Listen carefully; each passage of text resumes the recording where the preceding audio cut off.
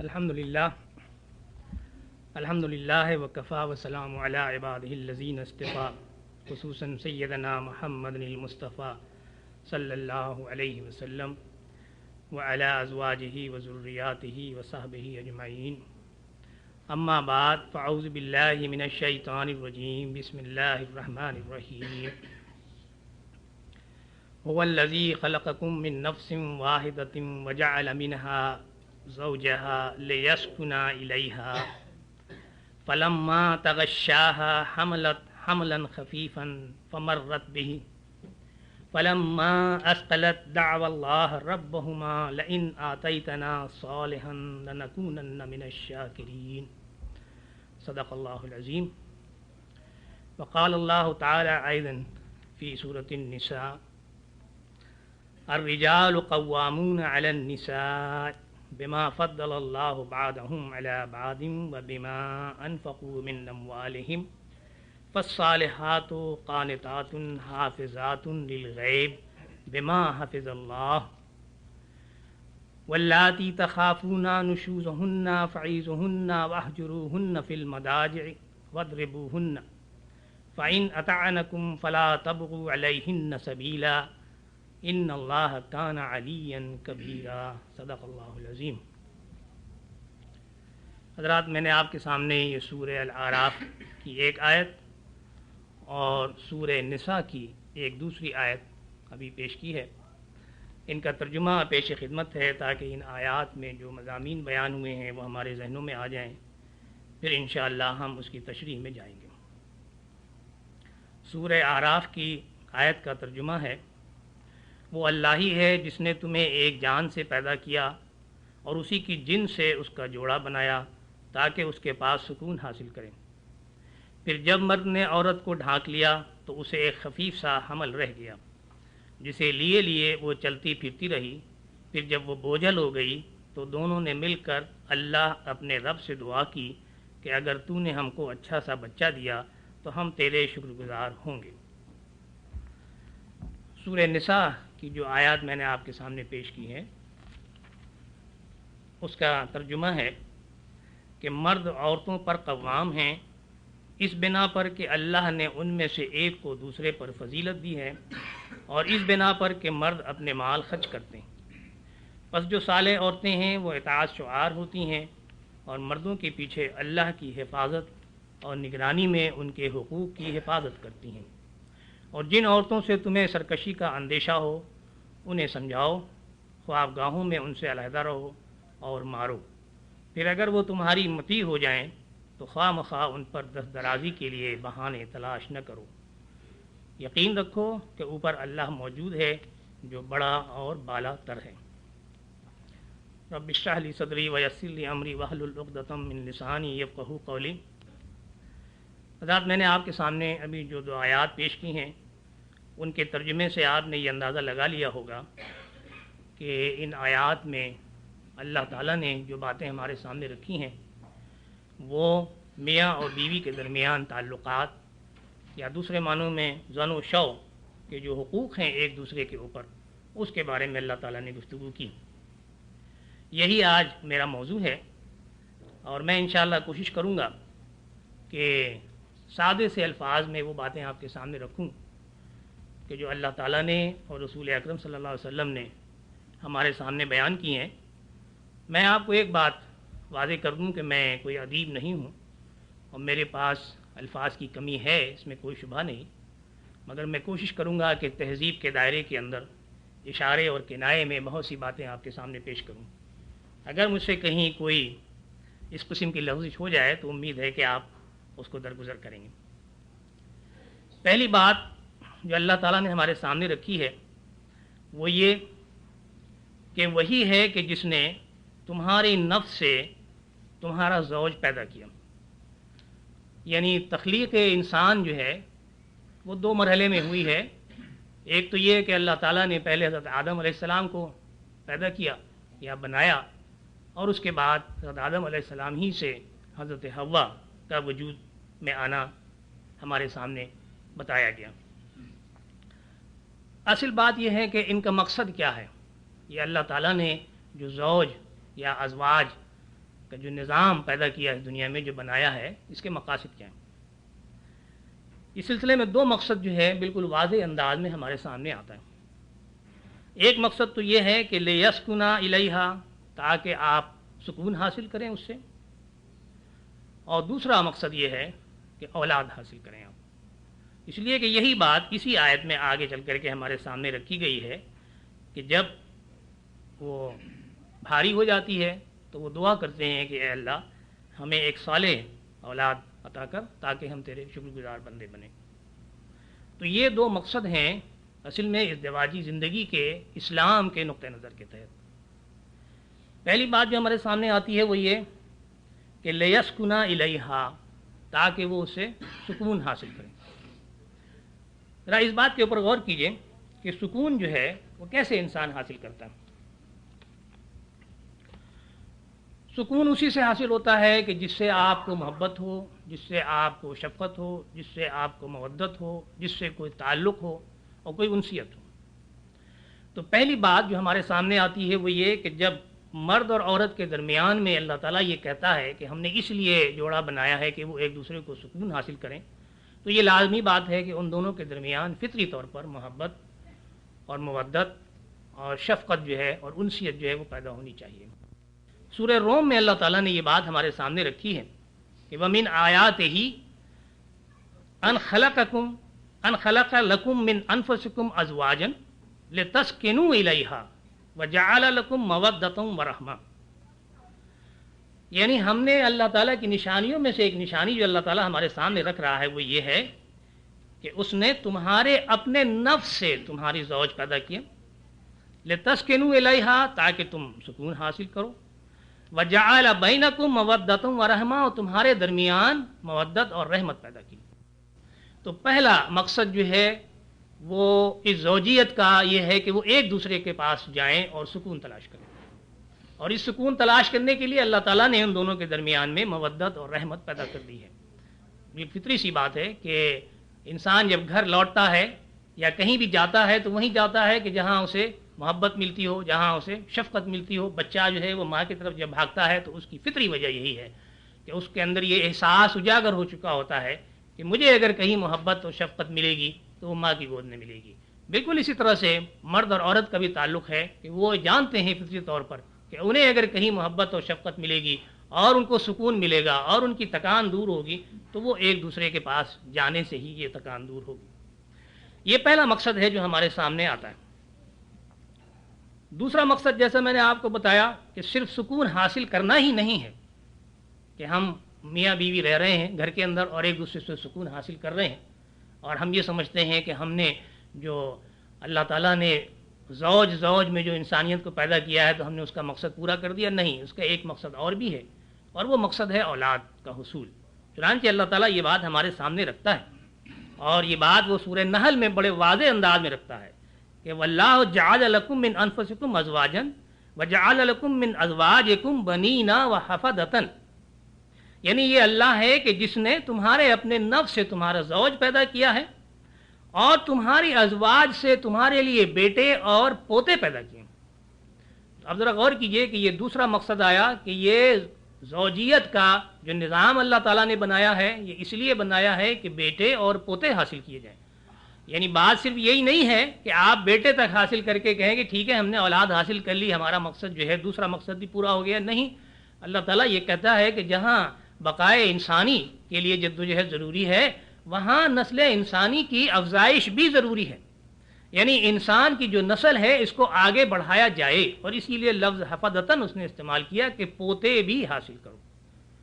یعنی مقصد صرف یہ نہیں ہے کہ آپ اولاد پیدا کر کے اور آپ سمجھیں کہ ہمارا کام ختم ہو گیا، بلکہ آپ اپنی اولاد کی تربیت کریں اور تربیت کرنے کے بعد ان کے لیے نیک اور صالح زوج تلاش کریں اور پھر وہ بھی وہی پروسیس اختیار کریں اپنی نسل کو آگے بڑھانے کے لیے کہ جو آپ نے کیا۔ چنانچہ فرمایا من ازواجکم بنینا وحفدتن، تمہاری اولاد، تمہارے بیٹے اور تمہارے پوتے۔ تو یہ دوسرا مقصد ہے جو ہمارے سامنے آیا کہ افزائش نسل انسانی جو ہے یہ بھی ہمیں اپنے ذہن میں رکھنی ہے۔ چنانچہ یہ بات بالکل واضح طور پر ہمارے سامنے آ جاتی ہے کہ جو فیملی پلاننگ ہے یا برتھ کنٹرول ہے، یہ اللہ کے احکامات کے مطابق نہیں ہے، یہ اس کے مزاج کے مطابق نہیں ہے کہ انسانی نسل کو ہم روکیں اور جو افزائش کرنے کی بجائے ہم اس کے اوپر اور پابندی لگائیں۔ یہی بات ایک اور انداز میں اللہ تعالیٰ ہمارے سامنے رکھتا ہے، فرماتا ہے کہ نساؤکم حرث لکم، تمہاری عورتیں جو ہیں تمہاری کھیتیاں ہیں۔ لفظ کھیتی کے اوپر آپ غور کیجیے گا۔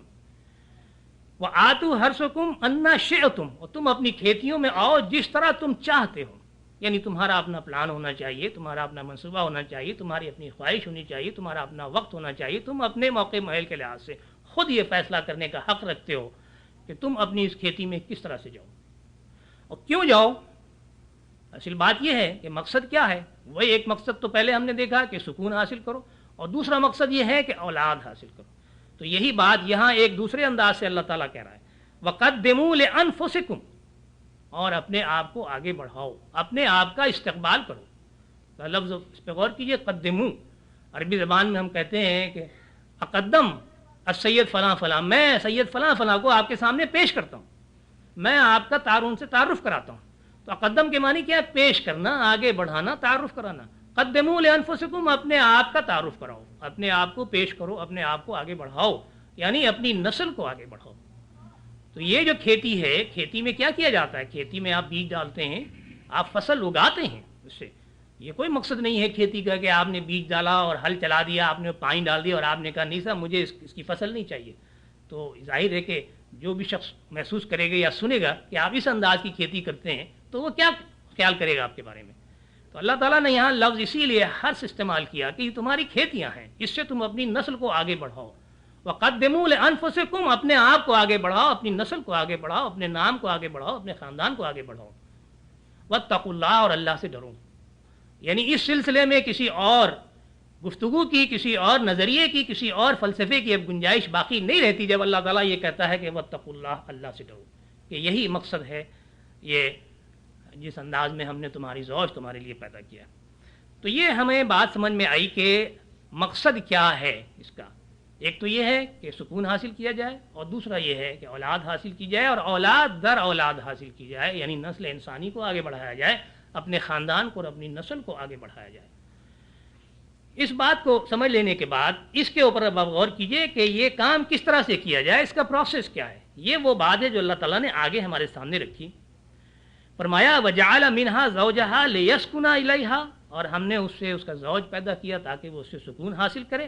اور فَلَمَّا تَغَشَّاهَا، اور جب مرد نے عورت کو ڈھانپ لیا، حملت حملا خفیفاً، تو اس کو ایک خفیف حمل رہ گیا۔ فمرت بہی، اور پھر وہ اس کو لے کر چلنے لگی۔ یہ وہ پروسیس ہے جو اللہ تعالیٰ ہمارے سامنے رکھ رہا ہے، یہ دوسرا مقصد ہے، اور دوسرا مقصد کے حصول کا جو پروسیس ہے ہمارے سامنے اللہ تعالیٰ نے قرآن میں واضح کیا ہے۔ اس بات کو اپنے ذہن میں رکھ لیجئے کہ اللہ تعالیٰ اور رسول اکرم صلی اللہ علیہ وسلم لوگوں کو ان کی زندگی کے طریقے گزارنے کے سلسلے میں قطعاً نہیں شرماتے کہ وہ بتائیں کہ کیا اصول و کیا طریقے ہونے چاہیے، لیکن وہی بات ہے کہ آداب ہیں ہر چیز کے، اور گفتگو کے بھی آداب ہیں۔ تو یہاں جو بات ہمارے سامنے آئی وہ یہ کہ یہ پروسیس اختیار کیسے کیا جائے، یہ بڑا اہم سوال ہے۔ یعنی ہم جو ہے انسان ہیں، ہم جانور نہیں ہیں۔ انسان میں جو اپنے کو اشرف المخلوقات کہتا ہے، جس کے پاس عقل ہے، جس کے پاس تہذیب ہے، یقیناً اس کا انداز جو ہے وہ جانوروں سے مختلف ہونا چاہیے۔ چنانچہ حضور اکرم صلی اللہ علیہ وسلم کی ایک حدیث ہمیں ملتی ہے، آپ نے فرمایا کہ لوگوں، جانوروں کی طرح اپنی بیویوں سے تعلقات قائم نہ کرو۔ پر آپ نے غور کیا جو بات کہی جا رہی ہے کہ جانوروں کی طرح اپنی بیویوں سے تعلقات قائم نہ کرو۔ پوچھا گیا کہ یا رسول اللہ کیا مفہوم ہے آپ کا؟ یعنی مفہوم ظاہر سے بالکل واضح بات ہے کہ یہ علیہ الاعلان نہیں ہونا چاہیے، سڑکوں پر نہیں ہونا چاہیے، لوگوں کے سامنے نہیں ہونا چاہیے یہ کام۔ لیکن آپ نے پھر اس کی وضاحت کی، آپ نے فرمایا کہ لوگوں پہلے پیغام بھیجو۔ اب یہ ایک اور تعجب کی بات تھی کہ پیغام بھیجا جائے۔ چنانچہ صحابہ کرام نے پوچھا کہ یا رسول اللہ ہم اپنی بیوی کو پیغام بھیجیں، اور وہ کس طرح بھیجیں؟ تو آپ نے فرمایا کہ ہاں تم اپنی بیوی کو پیغام بھیجو، اور ان سے پہلے دل لبانے کی باتیں کرو، پہلے ان کے اندر ایک رسپانس ڈیولپ کرو، اس طرف جو ہے وہ بھی جذبہ پیدا ہونا چاہیے کہ جو جذبہ آپ کے اندر پیدا ہوا ہے، اور آپ کے ساتھ تعاون کا جذبہ پیدا ہونا چاہیے۔ اس لیے کہ یہ جو کام ہونے جا رہا ہے یہ دو انسان کے ملاپ سے کام ہونے جا رہا ہے، صرف ایک کے جذبات سے یہ کام نہیں ہو سکتا، یہ جذبات دونوں طرف ابھرنے چاہیے، اور اس کا طریقہ یہ ہے کہ پہلے اپنی بیوی یا اپنے شوہر سے دل لبانے کی بات کیا جائے اور اس کے اندر وہ جذبہ ابھارا جائے اور اس کے بعد یہ عمل کیا جائے۔ چنانچہ اس کے لیے کچھ اور بھی آداب ہیں، کچھ ایسے وقت ہیں کہ جن کی باتیں ہمارے سامنے آنی چاہیے، جن کے کچھ آداب اور کچھ لحاظ ہمیں رکھنا چاہیے۔ حضور صلی اللہ علیہ وسلم نے فرمایا کہ لوگوں جب تم سفر سے واپس آؤ تو سیدھے اپنے گھر میں داخل نہ ہو۔ کیوں؟ اس لیے کہ اپنی بیوی کو یہ موقع دو کہ وہ اپنے کو بنا سنوار لے اور وہ کنگھی کر لے۔ اس کے معنی یہ نہیں ہے کہ ہم یہ کہیں صاحب یہ تو ہمارا گھر ہے، ہمیں کیا ضرورت ہے کسی کو بتانے کی، اطلاع دینے کی، اور ہم دڑدڑاتے ہوئے گھر کے اندر گھس گئے۔ نہیں، حضور اکرم صلی اللہ علیہ وسلم کا طریقہ کار یہ تھا کہ جب آپ آتے تھے مدینہ منورہ تو آپ گھر سے باہر ٹھہرتے تھے، مسجد میں پہلے آپ نماز پڑھتے تھے اور گھر میں اطلاع کراتے تھے کہ میں فلاں وقت گھر کے اندر آؤں گا۔ تو گویا اپنی بیوی کو یہ موقع دیتے تھے کہ بیوی اگر کسی حال میں ہے، سہیلیوں سے مل رہی ہے، کہیں گئی ہوئی ہے، کوئی اور صورت حال ہے، اپنے کو بنا سنوار لے، تیار کر لے، کنگھی کر لے، پھر آپ اس کے پاس جائیں۔ تو یہ اس کا حق بنتا ہے کہ اسے یہ اطلاع ہونی چاہیے کہ آپ گھر میں کب آئیں گے۔ جہاں یہ اس کا حق ہے وہاں مرد کا بھی ایک حق ہے اس سلسلے میں۔ چنانچہ دوسری حدیث ہمیں ملتی ہے کہ حضور صلی اللہ علیہ وسلم نے فرمایا کہ جب شوہر اپنی بیوی کو بلائے تو اسے فوراً آنا چاہیے، خواہ وہ تنور کے اوپر ہی کیوں نہ ہو۔ اب آپ تنور کا تصور اپنے ذہن میں لائیے۔ تنور کیا چیز ہے؟ وہ کہ جس کے اندر آگ جلائی جاتی ہے، جس پر کھانا پکایا جاتا ہے، روٹی پکائی جاتی ہے۔ اب اگر عورت تنور کے اوپر ہے تو راکھ اڑی ہوگی، گرد اڑی ہوگی، اس کے کپڑوں پہ جمی ہوگی، بال پہ جمی ہوگی، پسینہ نکلا ہوگا، کپڑے چپک رہے ہوں گے، ساری صورتحال ایسی ہوگی کہ جو ایسی نہیں ہے کہ جو دیکھنے والا یہ کہہ سکے کہ کوئی یہ ایسی صورتحال ہے کہ جس سے انسان جو ہے ملاقات کرے۔ لیکن حضور صلی اللہ علیہ وسلم کی ہدایت یہ ہے کہ اگر مرد بلائے تو عورت کو یہ خیال نہیں کرنا چاہیے کہ میں کس حال میں ہوں، وہ جائے۔ تو گویا یہ معاملات اور یہ تعلقات دونوں طرف سے اور دونوں کا خیال کرتے ہوئے کیے جانے چاہیے۔ یہ نہیں ہے کہ کوئی اپنے کو اسرٹ کرے اور یا کوئی جو ہے وہ بالکل انکار کرے۔ دونوں طریقہ جو ہے وہ اسلامی نقطہ نظر کے تحت صحیح نہیں۔ پھر جب یہ پروسیس آپ نے قائم کر لیا ہے، یہ عمل جاری ہے، تو اس وقت بھی حضور اکرم صلی اللہ علیہ وسلم ہمیں ایک ہدایت دیتے ہیں۔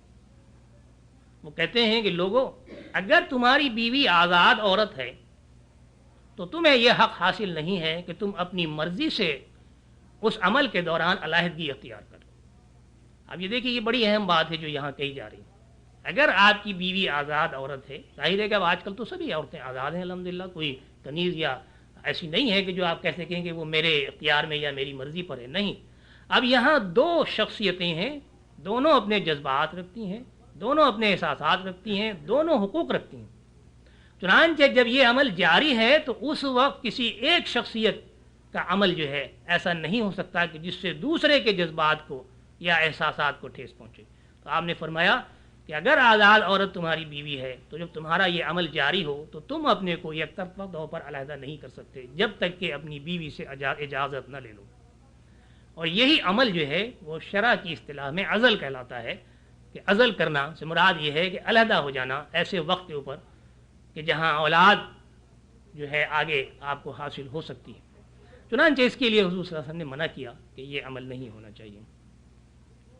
اب آگے جو ہمارے سامنے ایک بات اور آتی ہے وہ یہ کہ یہ وہ عمل ہے جو تنہائی میں ہونا چاہیے، آپ کے کمرے میں ہونا چاہیے، اور اللہ تعالیٰ کے احکامات، رسول اکرم صلی اللہ علیہ وسلم کے احکامات ہمارے لیے ہر جگہ کے لیے ہیں، خواہ وہ ہمارا کام سڑک پہ ہو رہا ہو، یا ہمارا کام دوستوں اور احباب کی محفل میں ہو رہا ہو، یا ہمارا کام ہمارے بیڈ روم میں ہو رہا ہو۔ ہم پابند ہیں اگر ہم اپنے کو مسلمان کہتے ہیں تو اللہ اور رسول کے احکامات کے، اور اسی کے مطابق ہمیں کام کرنا ہے۔ چنانچہ حضور صلی اللہ علیہ وسلم کی حدیث یہ ہے کہ اپنے اور اپنے بیوی کے خلوت کے تعلقات جو شخص اپنے دوست اور احباب کی محفل میں بیٹھ کر کے بیان کرتا ہے تو اللہ تعالیٰ اس سے سخت ناراض ہوتا ہے۔ تو پتہ یہ چلا کہ یہ باتیں ایسی ہیں کہ جن کا بیان کرنا بھی کسی کے سامنے غلط ہے، نہ یہ کہ پوری نظارہ کشی کی جائے یا اس کی فلم بندی کی جائے یا اخبارات میں یا رسائل میں اس کی تصویریں چھاپی جائیں۔ چنانچہ یہ اسلام کے بالکل صریحاً خلاف ہے۔ نہ شوہر اپنے دوستوں کی محفل میں بیٹھ کر کے اپنی بیوی سے تعلقات کے بارے میں گفتگو کرے، اور نہ بیوی اپنی سہیلیوں میں بیٹھ کر کے اپنے شوہر سے خلوت کے تعلقات کے بارے میں گفتگو کرے۔ اس کے بارے میں سختی کے ساتھ ہم کو تاکید کی گئی ہے اور منع کیا گیا ہے۔ لیکن ایک بات اپنے ذہن میں رکھیے کہ یہ جو تعلقات مرد اور عورت کے درمیان میں قائم ہوتے ہیں تو آج کل کے زمانے کے تحت، مغربی تہذیب کے تحت، تو آپ یہ کہہ سکتے ہیں کہ صاحب جب میاں بیوی راضی تو کیا کرے گا، قاضی والی بات ہے کہ صاحب جب دو ایڈلٹ، دو عاقل و بالغ شخص جو ہیں وہ چاہتے ہیں کوئی عمل کرنا تو معاشرے کو کوئی اختیار نہیں ہے کہ اس میں مداخلت کرے۔ آج کل مغربی تہذیب جو ہے اسی انداز پہ چل رہی ہے، لیکن نہیں، اسلام ایک شرط عائد کرتا ہے اور یہ بڑی اہم شرط ہے، وہ یہ کہ ان تعلقات کو قائم کرنے سے پہلے مہر کی ادائیگی یا مہر کی جو شکل ہے یا جو رقم ہے اس کے بارے میں گفتگو ہو جانی چاہیے اور طے ہو جانا چاہیے۔ تو یہ ایک شرط ہے ان تعلقات کے قائم کرنے کے لیے کہ مہر باندھا جائے۔ مہر کی باتیں جو ہیں وہ بھی تھوڑی سی ہم گفتگو کر لیں، اس لیے کہ عموماً ہوتا یہ ہے کہ یہ زمانہ جو ہے، یہ معاشرہ جو ہے، یہ مردوں کی حکمرانی کا زمانہ اور معاشرہ ہے، اور عورتیں چونکہ فطری طور پر اور جسمانی طور پر کمزور ہیں، لہذا مرد جو چاہتا ہے اپنے قوانین بنا لیتا ہے اور جس قسم کے دلائل چاہتا ہے وہ اپنے سامنے لے آتا ہے۔ لیکن یہاں اسلام نے بڑی سختی کے ساتھ اور بڑے کھلے ہوئے انداز میں مہر کی رقم کو مقرر کرنے کا حق عورت کو دیا، یعنی اس عورت کو دیا ہے کہ جو زوجیت میں جانے والی ہے۔ اس عورت کے باپ کو حق حاصل نہیں ہے، اس عورت کی ماں کو حق حاصل نہیں، اس عورت کے کسی ولی کو یہ حق حاصل نہیں ہے، شوہر کو حق حاصل نہیں ہے، شوہر کے گھر والوں کو کسی کو حق حاصل نہیں ہے کہ وہ مہر کی رقم کو مقرر کریں۔ یہ حق صرف اس عورت کو حاصل ہے کہ جس کا نکاح ہونے جا رہا ہے یا جو زوجیت میں جا رہی ہے۔ یہ مکمل طور پر اسلام نے اس کو یہ اختیار دیا کہ وہ جو رقم چاہے مہر کی باندھے۔ اس میں سے آپ ذرا سا چند مثالیں دیکھیے، پہلے حضور اکرم صلی اللہ علیہ وسلم کی، اس کے بعد میں اور آپ کو مثالیں دوں گا۔ حضور اکرم صلی اللہ علیہ وسلم نے جتنے بھی نکاح کیے سوائے 2 نکاح کے، باقی آپ نے ساری ازواج مطہرات کے ساتھ 500 درہم کی رقم جو ہے مہر میں دیا ازواج مطہرات کو ان کے مطالبے کے اوپر۔ لیکن 2 ازواج مطہرات ایسی ہیں کہ ان کا معاملہ مختلف رہا۔ حضرت ام حبیبہ کے ساتھ جب آپ کا نکاح ہوا تو یہ نکاح حبشہ میں ہوا، اور ام حبیبہ کے مطالبے کے اوپر رضی اللہ تعالی عنہ 5000 سکے طلائی، وہ سکے طلائی جو اس وقت حبشہ میں رائج تھے، مہر کی رقم مقرر ہوئی۔ آپ ذرا غور کیجئے گا، 5000 سکے طلائی، جسے آپ اشرفیاں کہہ لیں، جو سونے کے سکے ہوتے ہیں۔ ایک تو یہ واقعہ ہے۔ دوسرا واقعہ یہ ہے کہ حضرت صفیہ جب خیبر فتح ہوا اور وہاں دشمنوں کا مال تقسیم ہوا تو حضرت صفیہ جو ہیں حضور اکرم صلی اللہ علیہ وسلم کے حصے میں آئیں۔ آپ نے ان کے سامنے ایک تجویز رکھی، وہ تجویز یہ رکھی کہ تم اگر چاہو تو میں تم سے نکاح کر لوں اور تم اپنا مہر جو ہے وہ معاف کر دو۔ یہ مہر جو معاف کیا جا رہا ہے وہ اس وجہ سے کیا جا رہا ہے کہ وہ جب ان کے حصے میں آئیں تو وہ آزاد عورت نہیں تھی۔ یہ بات آپ سمجھ لیجیے۔ اب اس کے معنی یہ ہے کہ جب وہ نکاح میں آئیں تو یا تو اپنی آزادی کو حاصل کر لیں اور پھر نکاح کریں، اور اگر اپنی آزادی کو نہیں حاصل کرنا چاہتی تو پھر مہر لے لیں۔ چنانچہ حضرت صفیہ نے اپنی آزادی مانگی کہ مجھے آزاد کیا جائے، مجھے کنیز نہ بنایا جائے، اور اگر وہ رقم جو میں آزادی کے حصول کے لیے کسی کو دیتی وہ میرا مہر ہے، میں یہ سمجھوں گی کہ وہ میرا مہر مجھے مل گیا اور میں آپ کے ساتھ شادی کرنا پسند کرتی ہوں بجائے اس کے کہ میں بحیثیت کنیز کے رہوں۔ چنانچہ یہ دوسری مثال ہے ہمارے سامنے۔ یہاں بھی اختیار عورت کا ہے کہ وہ فیصلہ کرے کہ اسے کیا چاہیے۔ حضور اکرم صلی اللہ علیہ وسلم کی یہ مثالیں ہمارے سامنے آتی ہیں۔ اب بدقسمتی سے ہمارے معاشرے میں جو مہر فاطمی یا مہر شرعی کا جو رواج پڑ گیا ہے، اس کی کوئی حقیقت نہیں ہے۔ آپ کو کسی حدیث سے، کسی واقعے سے کہیں یہ بات نہیں ملے گی کہ اسلام نے کوئی مہر کی تعداد مقرر کی ہے کہ 2 روپے 6 آنے یا 2.5 روپے یا جو کچھ بھی ہے کہ صاحب مہر فاطمی ہے اور حضور صلی اللہ علیہ وسلم نے یہ مہر مقرر کیا۔ قطعاً غلط ہے، اس کی کوئی حدیث، کوئی سند جو ہے ہمارے سامنے نہیں ہے۔ بلکہ ایک دفعہ حضرت عمر رضی اللہ تعالیٰ عنہ نے خطبہ دیا جب وہ خلیفہ تھے، تو آپ نے فرمایا کہ میرا دل چاہتا ہے کہ میں مہر کی تعداد مقرر کر دوں، اس لیے کہ عورتیں بڑی بڑھا چڑھا کر کے رقموں کا مطالبہ کر رہی ہیں جو لوگ دے نہیں سکتے۔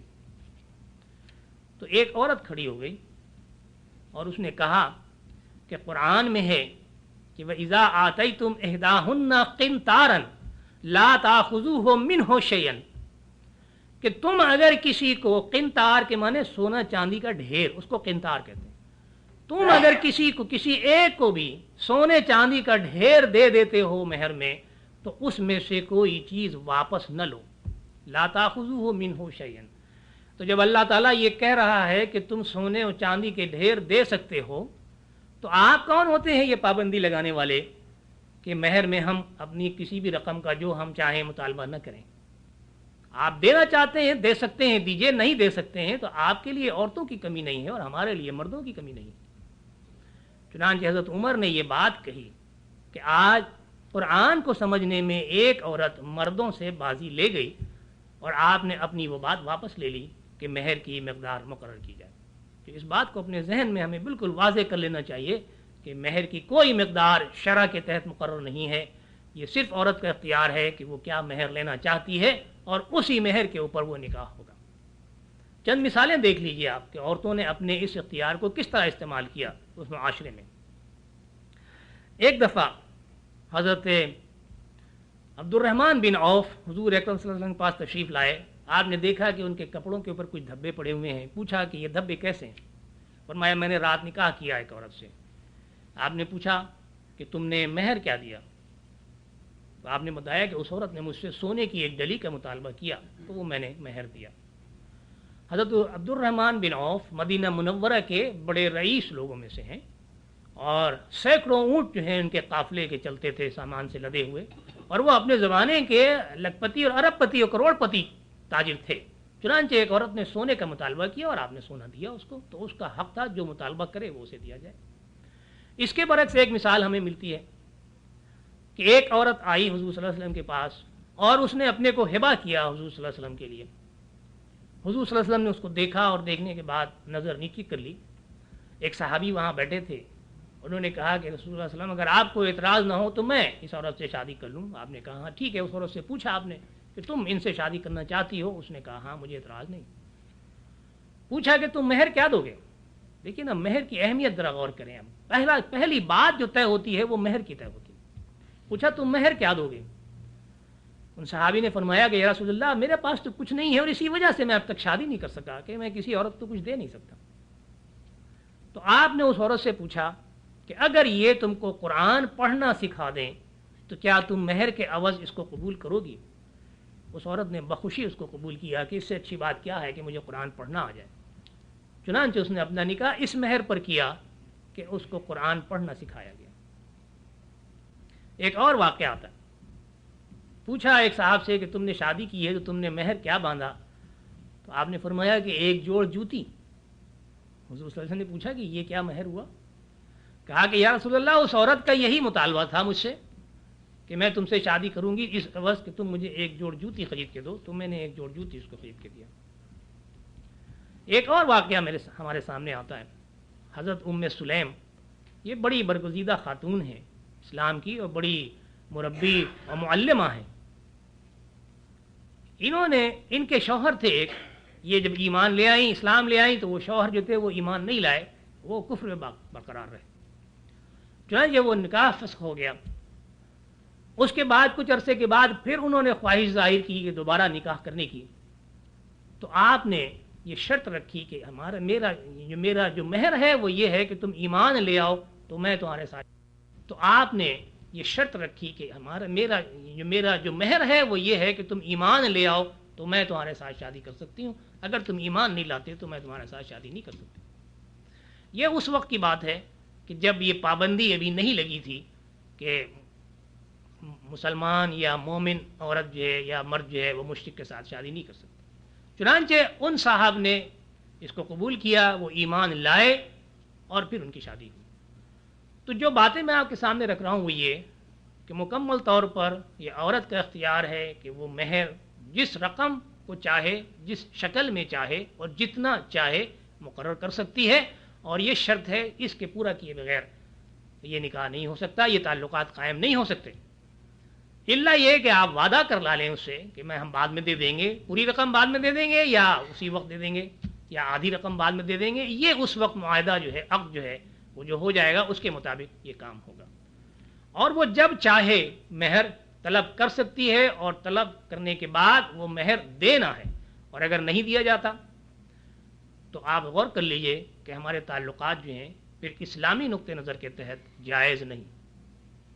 حضور اکرم صلی اللہ علیہ وسلم یہ ایک حدیث ہے کہ اگر کوئی شخص مہر اس نیت سے باندھتا ہے کہ کون دیتا ہے اور کون لیتا ہے تو وہ زنا کرتا ہے۔ آپ نے ذرا غور کیا کہ ٹھیک ہے جو چاہا آپ نے باندھ لیا لیکن نیت نہیں ہے آپ کی دینے کی، یا آپ ٹال مٹول کر رہے ہیں، تو وہ جو تعلقات آپ نے قائم کیے ہیں اپنی بیوی سے وہ اسلام کی نقطہ نظر کے تحت جائز نہیں۔ لہذا مہر کا دیا جانا لازمی شرط ہے اس نکاح کے لیے، اس تعلقات کے لیے۔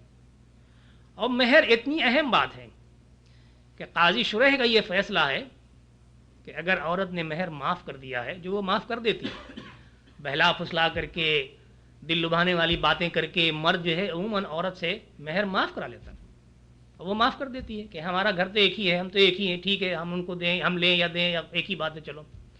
لیکن قاضی شرح کا یہ فیصلہ ہے کہ اگر عورت مہر کو زبانی معاف کر چکی ہے، اس کے گواہ بھی موجود ہوں، لیکن پھر کسی وقت بعد میں اگر وہ مہر کا مطالبہ کرے تو وہ مہر اس کو ادا کیا جائے گا۔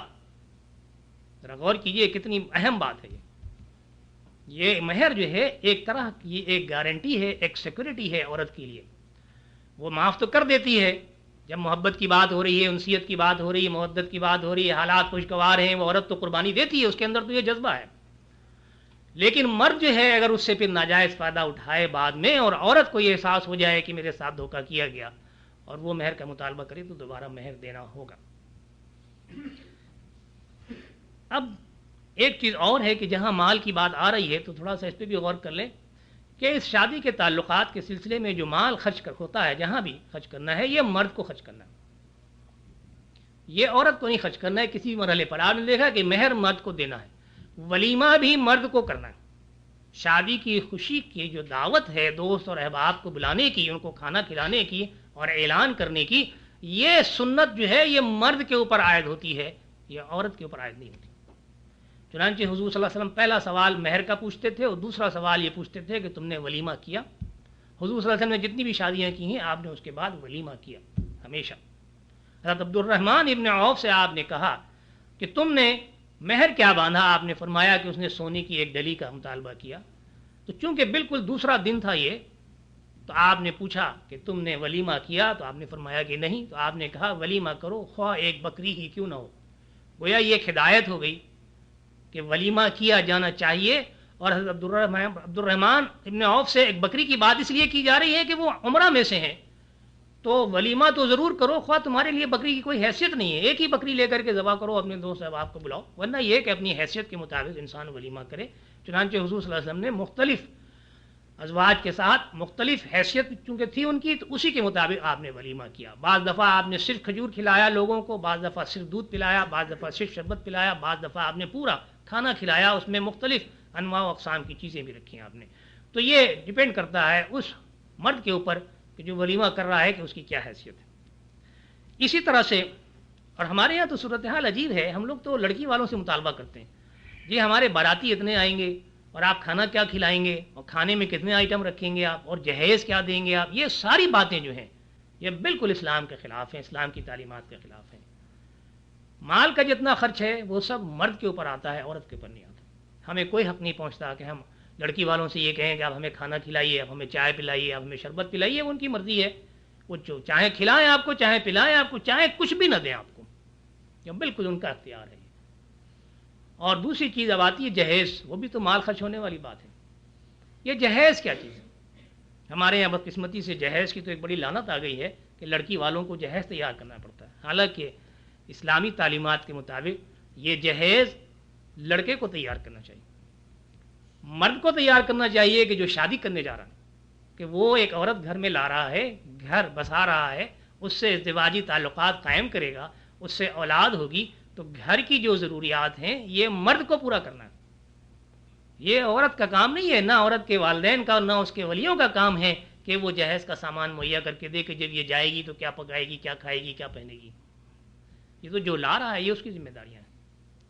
اب ذرا غور کیجئے کہ پھر یہ جہیز کیسے آ گیا، جہیز فاطمی، مہر فاطمی، یہ ساری شرع میں اصطلاحات جو ہے یہ داخل کی گئی ہیں بعد میں، ان کا کوئی وجود نہیں ہے شرع میں. پھر یہ کیسے اصطلاح آئی؟ اب میں آپ کو بتاتا ہوں کہ لفظ جہیز کیسے بن گیا. اتفاق سے یہ عربی ہی کا لفظ ہے، یہ ہندی کا لفظ نہیں ہے. یہ جہازہ کے معنی ہیں تیار کرنے کے. ہم سب جانتے ہیں، یہاں خوش قسمتی سے یہاں رہتے ہیں، ہمیں معلوم ہے. یہ حضور اکرم صلی اللہ علیہ وسلم نے حضرت فاطمہ کی جب شادی کی حضرت علی کے ساتھ، تو ایک بات آپ غور کیجئے کہ جہاں آپ حضرت فاطمہ کے والد ہیں وہاں حضرت علی کے آپ ولی بھی ہیں. حضرت ابو طالب کا جب انتقال ہوا تو آپ نے حضرت علی کو حضور اکرم صلی اللہ علیہ وسلم کی ولایت میں دیا. چنانچہ حضرت علی کے گارجین حضور اکرم صلی اللہ علیہ وسلم ہیں، اور وہ حضرت علی سے کہتے ہیں کہ تم شادی کرنے جا رہے ہو تو چند چیزیں بناؤ. حضرت علی نے کہا کہ میرے پاس تو کچھ بھی نہیں ہے، میں کہاں سے بناؤں؟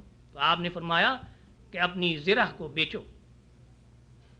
ذرا غور کیجیے آپ، حضرت علی نے وہ زرہ یہودی کے ہاتھ گروی رکھ دی ایک یہودی کے ہاں، وہاں سے کچھ رقم لے کے آئے حضرت علی، اور پھر حضور صلی اللہ علیہ وسلم نے یہ کہا کہ اس سے چند بنیادی چیزیں جو ہیں وہ خریدو.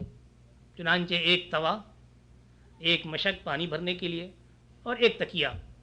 بعض روایت میں ہے کہ ایک چادر، وہ ایک چٹائی. بہرحال یہ تین چیزیں جو ہے حضرت علی نے تیار کی. اب چونکہ احادیث میں حضور صلی اللہ علیہ وسلم سے یہ چیزیں منسوب ہیں، لہٰذا یہ کہا جاتا ہے کہ جہیز فاطمی ہیں اور حضور صلی اللہ علیہ وسلم نے جہیز میں دیا. حالانکہ حضور اکرم صلی اللہ علیہ وسلم نے اس میں قطعاً تیاری نہیں کی، اور حضور صلی اللہ علیہ وسلم کا ایک پیسہ اس کے اوپر خرچ نہیں ہوا. اور حضرت فاطمہ ہی کو چھوڑیے، حضور اکرم صلی اللہ علیہ وسلم کی 4 صاحبزادیاں تھیں، چاروں کی آپ نے شادی کی، کبھی کسی کو ایک حبہ برابر کوئی چیز نہیں دی آپ نے جہیز میں. اور یہ چیز جو تیاری کی گئی یہ بھی حضرت علی کے پیسے سے کی گئی. چنانچہ یہ مرد کے اوپر ذمہ داری بنتی ہے کہ وہ جہیز تیار کرے. وہ بیوی لا رہا ہے تو بیوی کی بنیادی ضروریات کی چیزیں گھر کے اندر موجود ہونی چاہیے. یہاں یہ بات سمجھ لینے کے بعد اب آئیے ذرا ہم اس پہ غور کریں کہ بیوی لانے کے بعد اس کے ساتھ سلوک کیسا ہمیں کرنا چاہیے. یہ بڑی اہم بات ہے. ہم یہ سمجھتے ہیں کہ ہم جو بیوی گھر میں لے آئے ہیں تو اب وہ نہ صرف یہ کہ وہ ہماری ضروریات کو پورا کرے، ہمیں سکون دے، اور ساتھ ساتھ یہ ہے کہ وہ ہمارے گھر میں اس انداز سے رہے کہ جیسے گھر کے جتنے لوگ ہیں ان سب کی اسے خدمت کرنی، اور اس کے اپنے کوئی حقوق نہیں ہیں. ہمارا تو معاشرہ یہ ہے کہ عورت کے تو کوئی حقوق ہم جانتے ہی نہیں. ہم نے تو صورتحال یہ بنا رکھی ہے کہ اگر عورت گھر میں ہے تو روشن دان جو ہے بہت اوپر ہونا چاہیے، اور جاتے وقت روشن دان بھی بند کر جائیں، لاک کر جائیں. ایسا نہ ہو کہ باہر سے کوئی چڑیا جو ہے وہ کہیں نہ دیکھ لے ہماری بیوی کو یا ہماری عورت کو، ہوا نہ لگ جائے کہیں اسے. باہر جائیں گے تو دروازے پہ تالا لگا کے چلے جائیں گے، کوئی پہرے دار کھڑا کر کے جائیں گے کہ نظر رکھنا کہ میری بیوی کیا کر رہی ہے، کہاں آ رہی ہے، کہاں جا رہی ہے. یہ ہمارے معاشرے میں موجود ہے. اس وقت پاکستان میں آپ چلے جائیں مختلف علاقوں میں آپ کو یہ ملے گا. تو کیا عورت انسان نہیں ہے؟ کیا مرد ہی صرف تازہ ہوا چاہتا ہے؟ کیا مرد ہی صرف باہر تفریح کرنا چاہتا ہے؟ کیا وہی اپنے دوست احباب میں بیٹھ کر کے تھوڑی دیر کے لیے اپنا دل بہلانا چاہتا ہے؟ عورت کیا انسان نہیں ہے؟ عورت کو ان چیزوں کی ضرورت نہیں ہے؟ یہ چیزیں جو ہیں ہمیں اس پہ غور کرنی چاہیے. چنانچہ چند باتیں میں آپ کے سامنے رکھتا ہوں. حضور صلی اللہ علیہ وسلم کی ایک حدیث ہے جو پہلے میں آپ کے سامنے رکھتا ہوں، اور یہ حدیث حضور صلی اللہ علیہ وسلم کی جو ہمیں ملی ہے، یہ آپ نے آخری خطبہ جو دیا ہے حج کا، یہ اس میں بڑی تفصیل سے یہ باتیں آتی ہیں. لیکن بدقسمتی سے آپ کو احادیث کی کتابوں میں ایک ساتھ یہ نہیں ملیں گی. وجہ کیا ہے کہ احادیث کی کتابوں میں عنوانات کے تحت احادیث لکھی گئی ہیں. چنانچہ اس کے ایک ٹکڑا کہیں ملے گا، دوسرا ٹکڑا کہیں ملے گا، تیسرا ٹکڑا کہیں ملے گا. میں چند ٹکڑوں کو جمع کر کے آپ کے سامنے رکھتا ہوں کہ عورتوں کے بارے میں حضور صلی اللہ علیہ وسلم نے جو باتیں کی ہیں وہ ذرا میں آپ کے سامنے رکھ دوں تاکہ آپ کو پتہ چلے کہ آپ کی بیوی کے حقوق کیا ہیں آپ کے اوپر. فرمایا الا واستوصوا بالنساء خیرا، خبردار ہو جاؤ، الا خبردار ہو جاؤ، اور میں تمہاری عورتوں کے بارے میں تمہیں وصیت کرتا ہوں، خیر کی وصیت کرتا ہوں، نیکی کی وصیت کرتا ہوں، بھلائی کی وصیت کرتا ہوں. فإنما ہن عوان عندکم، وہ اس لیے کہ وہ تمہارے ہاتھوں میں قیدی ہیں. اب ذرا غور کیجئے، اسی لفظ قیدی سے تو سارے اختلافات پیدا ہو گئے ہمارے معاشرے میں. عون کے معنی اسیر کے ہیں عربی زبان میں، وہ اس لیے کہ وہ تمہاری ہاتھوں میں اسیر ہیں. اب اسیر کے معنی سمجھیے، اسیر کے معنی یہ نہیں ہے کہ آپ بیڑیاں لگا کے ان کو رکھیں، آپ کمروں میں تالا لگا کے رکھیں، گھروں پہ تالا لگا کے رکھیں، ان کو گھر سے باہر نہ نکلنے دیں، ان کو کسی کی نگرانی میں رکھیں. آپ یہ معنی نہیں. بلکہ اس کی تشریح کیا ہے؟ علامہ نووی نے ریاض الصالحین میں اس کی تشریح کی ہے، اور آپ جانتے ہیں ریاض الصالحین احادیث کی بہت ہی اعلیٰ پائے کی کتابوں میں سے ہے۔ اس میں جو آپ نے تشریح کی ہے یہ اسیر ہونے کی، وہ آپ نے فرمایا کہ جب مرد اور عورت اپنے تعلقات ازدواجی قائم کرتے ہیں تو مرد عورت کو اپنی گرفت میں لے لیتا ہے۔ یہ معنی ہے کہ جو حضور صلی اللہ علیہ وسلم نے بتائے ہیں کہ وہ تمہاری ہاتھوں میں اسیر کی مانند ہیں، اور اس کے معنی ہم کچھ اور سمجھ بیٹھے۔ پھر آگے فرمایا کہ وَلَيْسَ تَمْلِكُونَ مِنْهُنَّ شَيْئًا غَيْرَ ذَلِكَ، اس کے علاوہ اور تم ان عورتوں سے کچھ ملکیت نہیں رکھتے، کچھ حق نہیں رکھتے۔ تو اب ایک شخص اگر آپ کے ہاتھ میں قیدی ہے تو وہ تو سارا حق آپ کے پاس ہے اس کا، تو پتہ چلا کہ نہیں، قیدی کا یہ مفہوم ہی نہیں ہے یہاں پر، بلکہ صرف اس وقت جو ہے وہ آپ کے ہاتھ میں قیدی ہے جب آپ نے وہ تعلقات قائم کیے ہوئے ہیں، بس اس کے علاوہ کوئی ملکیت آپ نہیں رکھتے اس کے اوپر کسی قسم کی، غیر ذالک، اس کے علاوہ۔ اور پھر آپ نے فرمایا الا، اور پھر خبردار ہو جاؤ، وَلَكُمْ عَلَى نِسَائِكُمْ حَقًّا، تمہارا حق ہے تمہاری عورتوں کے اوپر، تمہارے لیے تمہاری عورتوں پر حقوق ہیں۔ اور پھر آگے فرمایا وَلِلنِّسَائِكُمْ عَلَيْكُمْ حَقًّا، اور تمہاری عورتوں کے تمہارے اوپر حقوق ہیں۔ بالکل بات ایک ہی انداز سے کہی جا رہی ہے، ایک ہی الفاظ استعمال کیے جا رہے ہیں کہ تمہارے حقوق تمہاری عورتوں کے اوپر ہیں اور تمہاری عورتوں کے حقوق تمہارے اوپر ہیں۔ بات بالکل واضح ہو گئی یہاں پر کہ میاں اور بیوی کے جو تعلقات ہیں یہ حقوق کی بنیاد کے اوپر ہیں، انسانیت کی بنیاد کے اوپر ہیں، معاشرے میں برابری کی بنیاد کے اوپر ہیں۔ جہاں شوہر کے حقوق ہیں تو وہاں بیوی کے بھی حقوق ہیں۔ اور آگے فرمایا آپ نے کہ علیکم رزقہن و کسوتہن بالمعروف، اور تمہارے اوپر یہ ذمہ داری ہے کہ تم انہیں کھلاؤ پلاؤ، ان کا رزق مہیا کرو، و کسوتہن، اور انہیں پہناؤ، بالمعروف، وہ کہ جو معاشرے میں اچھا سمجھا جائے، اپنے سوشل اسٹیٹس کے لحاظ سے، اپنے معاشرتی درجات کے لحاظ سے انہیں کھلاؤ پلاؤ اور ان کو پہناؤ اور انہیں رکھو۔ یہ نہیں ہے کہ ہم تو مرسیڈیز کار میں گھوم رہے ہیں، ہماری تو تنخواہیں جو ہیں ہزاروں ریال میں ہیں، اور ہماری بیوی جو ہے وہ پھٹے پرانے کپڑے میں بیٹھی ہوئی ہے گھر کے اندر، ہم جب چاہیں اپنے دوست احباب کے اندر بیٹھ کے تفریح کریں، جتنا مال چاہیں خرچ کریں، چائے کے اوپر خرچ کریں، سگریٹ کے اوپر خرچ کریں، تفریح میں خرچ کریں، اور بیوی ہماری جو ہے وہ ایک پیسے کو ترس رہی ہے کہ اس کے ہاتھ میں ہم پیسہ دینے کو تیار نہیں۔ یہ بات غلط ہے۔ جس طرح ہم چاہتے ہیں کہ لوگ ہمیں دیکھیں کہ ہمارا کیا مقام ہے، کیا اسٹیٹس ہے، ہم پہنتے ہیں، رہتے ہیں، پھرتے ہیں، گھومتے ہیں، اسی طرح سے بالکل اسی انداز سے ہمیں اپنی بیویوں کو بھی رکھنا ہے۔ ان کو بھی یہ حقوق حاصل ہیں کہ ان سے آدمی دیکھ کر کے یہ پتہ لگائے کہ آپ کا اسٹیٹس کیا ہے معاشرے میں، آپ کیا کماتے ہیں، اللہ تعالیٰ کا کتنا فضل ہے آپ کے اوپر۔ فرمایا خیرکم خیرکم لأہلیکم وأنا خیرکم لأہلی، ہمارے لیے تو بڑا آسان ہے اپنی بیوی کی توہین کر دینا، اس کو مارنا، اس کو پیٹنا، اور معاشرے میں اس طرح سے رکھنا کہ جیسے سب سے زیادہ خراب عنصر اگر کوئی ہے تو وہ بیوی ہے جو ہمارے گھر میں رہ رہی ہے۔ تو حضور صلی اللہ علیہ وسلم نے ہمارے بارے میں فیصلہ کر دیا کہ اگر ہمارا انداز یہ ہے تو اس کے معنی ہم بدقماش ہیں، ہمارے کردار کے اوپر فیصلہ آ گیا، ہمیں اپنے کردار کا جائزہ لے لینا چاہیے، اپنی بیویوں کے ساتھ ہمارے تعلقات کس طرح کے ہیں، ہم نے ان کو کیا حقوق دیے ہوئے ہیں۔ سیر و تفریح صرف ہم کرتے ہیں، ہماری بیوی کو بھی تفریح کا حق حاصل ہے۔ حضرت عائشہ کے واقعات ہمارے سامنے ہیں۔ پردے کا حکم آ جانے کے بعد آپ نے حضرت عائشہ کو حبشیوں کا تماشا دکھایا، اور وہ ستون اب تک مسجد میں موجود ہے، حرم میں آپ جا کے دیکھ لیے، استوانہ عائشہ، کہ جہاں حضرت عائشہ نے حضور صلی اللہ علیہ وسلم کے کندھے کے اوپر سے آپ نے حبشیوں کا تماشا دیکھا، باوجود اس کے کہ پردے کا حکم آ چکا تھا، تبھی تو آپ پیچھے کھڑی تھی۔ ایک روایت میں یہ ہے کہ چادر بھی آپ نے تان لی تھی۔ تو پتہ یہ چلا کہ عورت کو بھی سیر و تفریح کا حق ہے اور اس کو وہ مواقع مہیا کیے جانے چاہیے۔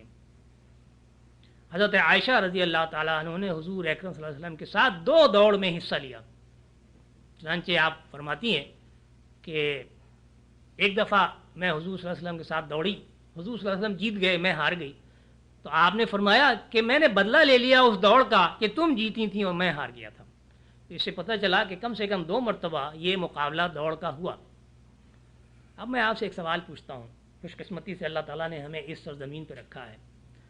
हज़रत आयशा का हुजरा हम लोगों ने देखा है, बाहर से तो देखा है ना, हुज़ूर सल्लल्लाहु अलैहि वसल्लम का जो मज़ार है, ये हुजरा था आपका। क्या आप तसव्वुर कर सकते हैं कि ये दौड़ इस हुजरे में हुई होगी? क्या आप तसव्वुर कर सकते हैं कि ये दौड़ इस मस्जिद में हुई होगी? वो छोटी सी मस्जिद जो उस ज़माने में थी, फिर ये दौड़ कहाँ हुई? इसके माने ये हैं कि ये दौड़ यकीनी तौर पर मैदान में हुई है, बाहर हुई है, घर में नहीं हुई है। ये तो घर से बाहर निकाला जाए औरत को, घर से बाहर लाया जाए, ताज़ा हवा उसको भी उतनी ही ज़रूरी है उसकी सेहत के लिए जितना हमारी सेहत के लिए ज़रूरी है। सैर व तफरीह उसके लिए भी उतनी ही ज़रूरत है जितनी हमारी ज़रूरत है। और जो हबशियों का तमाशा है वो तो आप पूरी हदीस हमारे सामने नहीं आती है, इतनी हदीस आती है। मैं आपको पूरी हदीस सुनाता हूँ और मुझे नहीं मालूम कि उलमा क्यों नहीं पूरी हदीस सुनाते। हज़रत आयशा फरमाती हैं, और गौर करो कि एक जवान औरत जो खेल तमाशे की शायक है, जितनी देर तमाशा खड़े होकर के देख सकती है, मैंने उतनी देर खड़े होकर के वो तमाशा देखा। इससे दो बातें हमारे सामने आई। एक तो ये कि खेल तमाशा और तफरीह का शायक होना कोई बुरी बात नहीं है, इसलिए कि इंसान तफरीह चाहता है। और दूसरी बात ये आई कि उसमें कोई मुद्दत मुकर्रर नहीं है कि चलो आधा घंटा हो गया, 1 घंटा हो गया, बस करो जी, चलो घर चलो, बस बहुत हो गया, बाहर बहुत देर रह ली तुम। नहीं, जब तक उन्हें इत्मीनान नहीं हुआ, तस्कीन नहीं हुआ, वो सुकून नहीं हासिल किया उन्होंने, तबीयत उनकी भरी नहीं, वो तमाशा उन्होंने देखा। तो ये हुकूक हैं हमारी औरतों के जो हमारे साथ हैं और जो हमें पूरे करने चाहिए। अब उसके बाद मैं आपको उस जगह ले चलता हूँ कि जहाँ मर्दों के कुछ हुकूक हैं बहैसियत शौहर के, जो मैंने आपके सामने वो आयत रखी सूरह निसा की कि अर्रिजाल क़व्वामून अलन निसा, के मर्द जो हैं वो औरतों के ऊपर कव्वाम बनाए गए। कव्वाम के माने ज़रा सा गौर कर लीजिए पहले क्या है। कव्वाम के माने ये कामा से लफ्ज़ बना है। कामा यकूमो के माने खड़ा होना, सीधा होना और बरकरार रहना, ये सारे माने हैं। इसमें हुक्मरानी के कोई माने नहीं। कुरान में या अरबी ज़बान में अल्फाज की कमी नहीं है अल्लाह के पास, ये हमारा ईमान होना चाहिए। अल्लाह ने जो लफ्ज़ जहाँ इस्तेमाल किया है तो वही मफ़हूम है उसका, कोई दूसरा मफ़हूम निकालना इल्ला ये कि हदीस से साबित हो तो वह बात दूसरी। अल्लाह ताला लफ्ज़ हाकिम भी इस्तेमाल कर सकता था, अल्लाह ताला लफ्ज़ वली भी इस्तेमाल कर सकता था, अल्लाह ताला लफ्ज़ आका भी इस्तेमाल कर सकता था, लेकिन नहीं किया उसने इस्तेमाल। तो कव्वाम के माने हैं सस्टेनर, खिलाने पिलाने वाला, खबर गिरी करने वाला, निगहदाश्त करने वाला, यह है अरबी ज़बान में इसका तर्जुमा।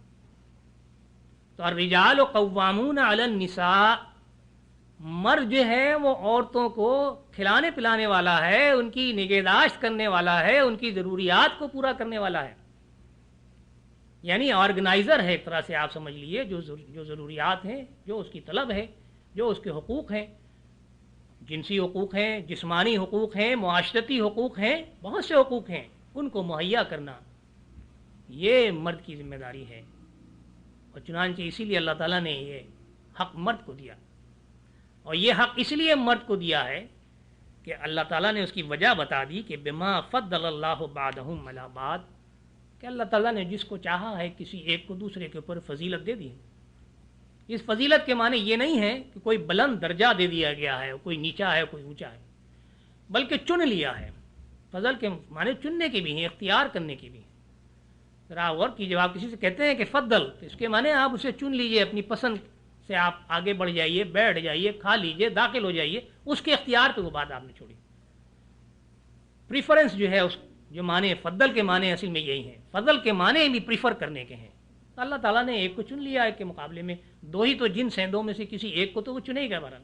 तो उसने मर्द को चुन लिया कि मर्द के ऊपर ये जिम्मेदारी डाल दी कि वो औरत की निगहदाश्त करे, खबर रखे, उसकी ज़रूरियात को पूरा करे, उसके लिए खाना मुहैया करे, कपड़ा मुहैया करे, मकान मुहैया करे। वही बात है कि रिज़्क़ुहुन्ना व किस्वतुहुन्ना बिल मारूफ, और एक जगह फरमाया व आशिरूहुन्ना बिल मारूफ, और उन्हें रखो मारूफ के तरीके से, यानी जिस तरह तुम खाते पीते हो, जो तुम्हारा मेआर है, जो तुम्हारा स्टेटस है, उसी के मुताबिक उनको रखो। تو یہ چیزیں جو ہیں ہمارے سامنے اس لیے آتی ہیں کہ مرد کو اللہ تعالیٰ نے یہ حق دیا ہے کہ اس طرح سے یہ کام کیا جائے.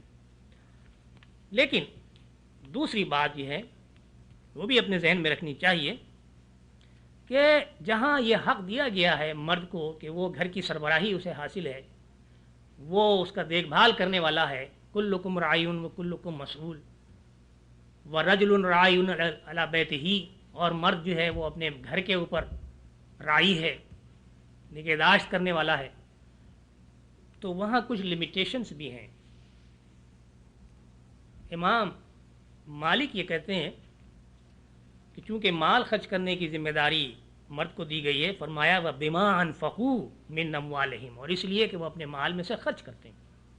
تو اس لیے اللہ تعالیٰ نے مرد کو یہ رتبہ دیا ہے کہ گھر کی نگہداشت اور گھر کی نگرانی مرد کے ذمہ داریوں میں سے یا اس کے حقوق میں سے ہے، اس لیے کہ وہ مال خرچ کرتے ہیں. دوسری بات، پہلی بات اللہ نے چن لیا، دوسری بات یہ کہ وہ مال خرچ کرتے ہیں. تو امام مالک نے فرمایا کہ اگر کوئی مرد 2 ماہ یا 3 ماہ تک اپنی بیوی کو کھلائے اور پلائے نہیں، اس کی ضروریات کو پورا نہ کرے، اسے چھوڑ دے، تو وہ عورت خلا لے سکتی ہے مرد سے.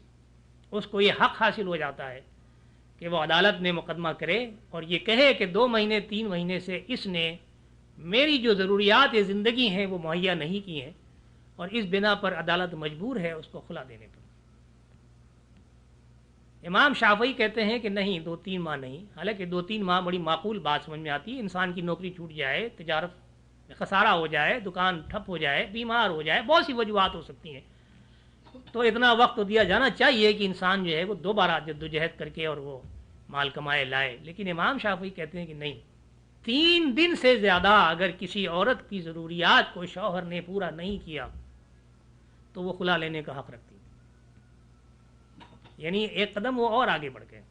3 دن تک آپ نے اسے بھوکا رکھا، یا پھٹے پرانے کپڑے میں رکھا، یا اس نے یہ ثابت کیا کہ جس معاشرے میں اور جس پیمانے پر اور جس معیار پہ آپ رہ رہے ہیں وہ آپ نے ہمیں نہیں دیا ہے، تو وہ خلا لے سکتی ہے.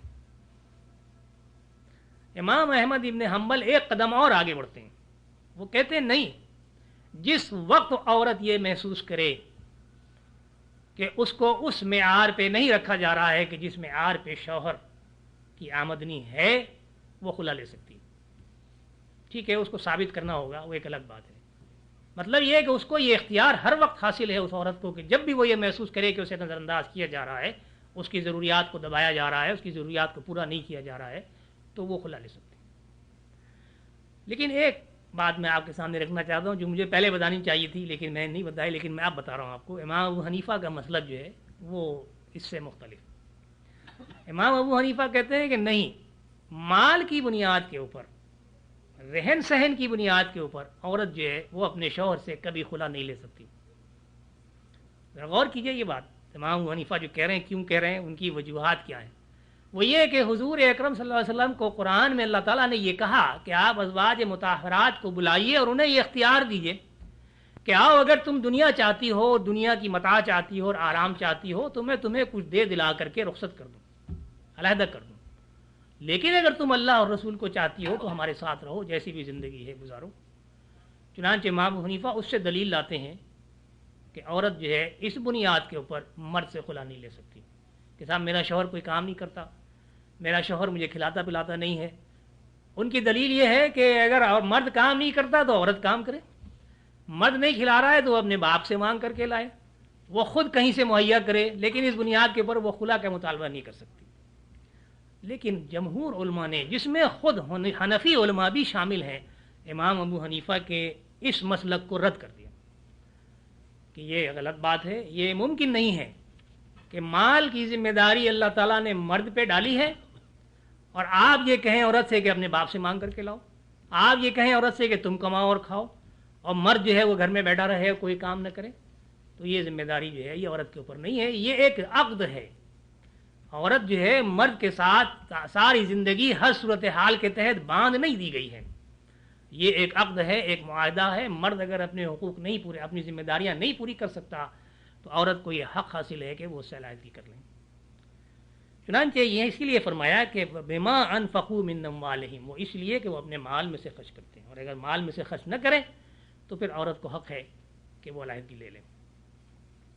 फिर फरमाया फस्सालिहातु कानितातुन हाफिजातुन लिलगैब बिमा हफिज़ल्लाह, बस जो नेक औरतें हैं वो कानितातुन हैं, फर्मा बरदार हैं। यानी अब औरतों को क्या करना चाहिए, वो ये कि उनको फर्मा बरदारी शौहर की करनी चाहिए। हाफिजातुन लिलगैब बिमा हाफिज़ल्लाह, और अल्लाह ताला ने उनकी हिफाजत में जो कुछ दे दिया है उसकी हिफाजत करें। मुफस्सरीन ने बताया है कि 3 बातें ऐसी हैं कि जो इस पर नाफिज होती हैं। एक तो ये कि शौहर की इज्जत और शौहर का वक़ार, इसकी हिफाजत करना बीवी की जिम्मेदारियों में से है। ये ना हो कि लोग बीवी के ऊपर उसके अंदाज से, उसके किरदार से, उसकी गुफ्तगू से शौहर के ऊपर हाथ उठाएं या उंगली उठाएं कि फलां की बीवी तो ऐसा कर रही है और ऐसा कर रही है और ऐसा। उसको ये चाहिए कि अपने शौहर की इज्जत और वक़ार का ख्याल रखें। दूसरी बात यह है कि अपने शौहर के माल की हिफाजत करें। वो अपनी मर्ज़ी से शौहर की इजाज़त के बगैर ये माल दूसरों को नहीं दे सकती, यहाँ तक कि अपने वालिदैन को भी नहीं दे सकती। हाँ, अपना माल उसका ज़ाती माल है, मीरास में है, उसकी तिजारत है या उसकी दुकान है या उसने कमाया है किसी तरह से भी, तो वो जिस तरह चाहे खर्च कर सकती है, लेकिन शौहर के माल को शौहर की इजाज़त के बगैर वो नहीं खर्च कर सकती। और तीसरी बात यह है कि शौहर के राज को उसे राज रखना है, वो किसी दूसरे से उसको नहीं बता सकती। शौहर के बहुत से राज होते हैं, तजारती राज होते हैं, ख़ानदानी राज होते हैं, बीमारियां हो सकती हैं, कोई गलती उससे हो गई हो, कोई गलती गुनाह सरजद हो गया हो, तो ऐसी सूरत हाल के तहत बीवी को चाहिए कि शौहर के राज के ऊपर पर्दा डाले और उसकी हिफाजत करे। ये मर्द का हक बनता है कि बीवी जो है उसके माल की, उसके इज्जत की और उसके राज की हिफाजत करे, और ये औरत की जिम्मेदारी है कि ये देखे कि ये काम पूरा हो रहा है या नहीं। जहाँ वो माल की हिफाजत कर रही है और बगैर शौहर की मर्ज़ी के खर्च नहीं कर रही है, वहाँ उसको ये इख्तियार दिया गया है कि अगर शौहर उसको इतना खर्च नहीं देता है कि वो अपनी ज़रूरियात को पूरा कर सके, तो शौहर की इजाज़त के बगैर शौहर का माल वो खर्च कर सकती है। चुनांचे हज़रत हिंद हुज़ूर अकरम सल्लल्लाहु अलैहि वसल्लम के पास एक दफ़ा तशरीफ़ लाती हैं और ये कहती हैं हुज़ूर सल्लल्लाहु अलैहि वसल्लम से कि अबू सुफियान जो है ये बड़े बखील आदमी हैं, और अबू सुफियान बड़े अमीर आदमी, ये ज़रा गौर कीजिएगा, उनके भी काफ़िले चलते थे ऊँटों के, तजारती काफ़िले। वो मुझे इतना खर्च नहीं देते कि मैं अपनी ज़रूरियात को पूरा कर सकूं, तो क्या मैं उनकी गैर मौजूदगी में, उनकी इत्तला के बगैर उनके माल में से पैसा निकाल सकती हूँ? तो आपने फरमाया कि हाँ, तुम बक़द्र ज़रूरत निकाल सकती हो कि तुम अपने को उस स्टेटस पे बरकरार रखो कि जो तुम्हारे शौहर का स्टेटस है। बस इस हद तक जो है औरत जो है वो शौहर की इजाज़त की मोहताज नहीं है। लेकिन अगर इसमें तलखी पैदा हो, आगे चल के लड़ाई झगड़ा हो और कुछ मामलात हों, तो इन मामलात को कैसे हल किया जाए, ये वो गुफ्तगू है जो आइंदा किसी मौके पर इंशाअल्लाह मैं आपके सामने रखूँगा। इसलिए कि जहाँ 2 आदमी मिलजुल करके रहते हैं, वहाँ उनके दरमियान में निज़ा भी पैदा होना एक फितरी बात है, और उस निज़ा को कैसे हल किया जाए, उसमें क्या हुकूक़ हैं, क्या फ़राइज़ हैं शौहर और बीवी के और मुआशरे के, इंशाअल्लाह इसके ऊपर हम आइंदा कभी गुफ्तगू करेंगे।